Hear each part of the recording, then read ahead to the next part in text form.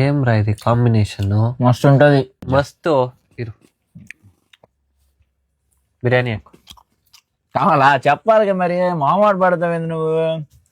మామూడు పడచ్చా నా దగ్గర అట్లా? కొడిల్ ఉండు పీస్ వేస్తానుండు. సాక్ సాక్ కొడు. నీకు ముక్క వేస్తానుండు.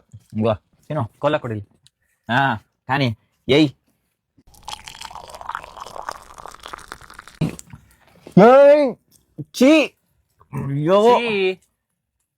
This is the thing you are feeding your stomach as well. This will be the condition of your stomach if you feed biryani with soft drinks. What the biryani you are having, it is already high in calories and fat. And what you are having this cola with it, it is already high in sugar. It is nothing but sugary drink. Okay. If you combine this both, your insulin level will spike. ಅದೈనా ಸರಿ ಅಲ್ಲ చేసి చూడదు ఎలా ఉంది. చీయా ఇష్టొత్తరకు నేను ఇదునే కణో తిందిದ್ದು. అయ్యో.